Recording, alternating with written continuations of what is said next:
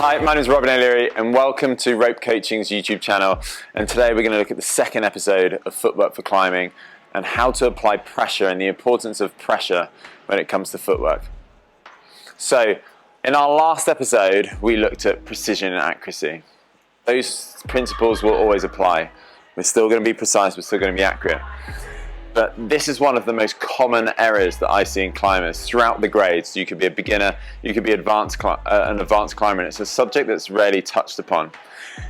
And applying pressure is crucial to not only the footwork, but the repercussions of what happens to our body and our center of mass. So today we're going to look at different kind of angles, what happens when essentially we lift and drop our heel on a foothold. Also the two main types of footholds. Realistically, in climbing, we're going to be looking at a positive edge, anything with a strong, flat, horizontal surface, and then a sloping edge. No matter the angle of rock, we're always going to be faced with those two principles. So anything with a lip, it could be huge, or it could be tiny, like a little foothold. I'm trying to find one on here, like a small edge, and obviously you could use the bolt hole like we did in the last episode. Or it could be super slopey. So essentially, applying pressure really comes down to that point of the big toe. In the last episode, again, if you haven't watched that, click on the link in the descriptions below. But it comes down to the big toe. That's where I get my power from. And when we're climbing, we really want to feel that pressure go through the big toe. That's going to give me control. It's going to give me that confidence. So that leads us on nicely to look at this episode, pressure. And I think the logical place to start is what I see in climbers every day. Alex and I review footage from climbers all over the world, in person and remotely, and I'll demonstrate it. And it may not even look like that much. And after I've done it, I'll describe it. And realistically, this is a great place to start. So this is a really familiar kind of picture of what I see a lot of the time in climbers. My arm is straight, which is a really common phrase for climbers to use. You have to have climb straight arms and save your energy. Realistically, what I'm doing here is dropping my heels. My feet are on inside edges, they're front on, and my heels are low. And I'm on a positive edge, and what that's doing is pushing my hips away from the wall.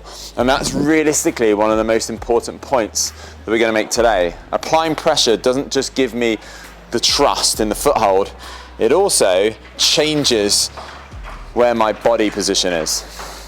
I'm going to come back to that point about a positive hold and a sloping hold, and that's really the most important part of this. Both holds dictate different amounts of pressure and different applications of pressure. A small positive foothold needs more application of the focal point on this small edge. So that means lifting a heel, putting that pressure through my big toe so I have power through it. On the flip side, a sloper, if I just take kind of the edge of this hold, I need to drop my heel. A really simple demonstration of this I can use using my hand. If I've got a positive edge, so let's take kind of the base of my palm, and I apply pressure, so as if I'm lifting my heel, I'm really secure on that point. I can feel the pressure through my palm, I can feel it through my fingertips. On the flip side, if I drop my heels, you can literally see my toes, in this example, or my fingers, haven't got the pressure. So essentially, I'm going to fall off that hold. On the flip side, if I look at a slab or a volume or a sloping foothold, and I lift my heel, I'm going to slide, but if I drop my heel and apply pressure, I'm going to stick. Also, that pressure point, if I have no pressure, I can slide it all day long. As soon as I apply pressure, it sticks. So we're going to look at that on the wall. Firstly, on a positive foothold. So I'm just going to get a hold like this, and you can see that if I apply pressure, you can see that direct application going through the big toe. My heel's lifted. I'm not exaggerating, I'm not pointing like ballet, but I'm going to use the technology of the shoe, and I'm going to apply the pressure through my big toe. And I have 100% confidence. I can move all day long. I know where my foot is or my toe is on that hold, and I have trust. On the flip side, if I drop my heels, I'm going to put both on, I drop my heels, one, you can immediately see that my toes are no longer actually on the hold. if I push really hard now, you'll see that I was actually kind of an inch in. There's literally a divot of where I was, and my pressure isn't going through my big toe, it's dropped. And if I keep doing that and I drop my heels further and further, I'm going to slip off the holds. One, that can obviously cause injury. Two, I've fallen off the climb. But also, it pushes my hips really far away from the wall. So yes, we all have ankle flexion and we can kind of correct it as much as possible. But if I keep dropping my heels, I'm going to be more weighted up here on my arms and also slip off the holds. And that's on a very positive, good foothold. Make that a smaller foothold, which we'll play around with, and I'm going to be off sooner. So it's really important if I'm looking at my body position here. You can see my hips are really far away from the wall. There's a whole load of weight going through my hands. As soon as I engage, I can bring my center of gravity closer to the wall, and there's much less weight going through my hands. I can go one finger on both hands, my hips are close to the wall, my heels are high, and I'm applying pressure through the big positive toe. Now on the flip side, let's use a sloper. For this example, because there's not many volumes or really sloping footholds, I'm actually going to use the lip down here rather than this big edge. So I'm going to kind of simulate it on this part here. But if I go on the wall now and I stand on this and I drop my heel, I can get a lot of pressure, I can get a lot of thrust, I can match this, I can relax my hands.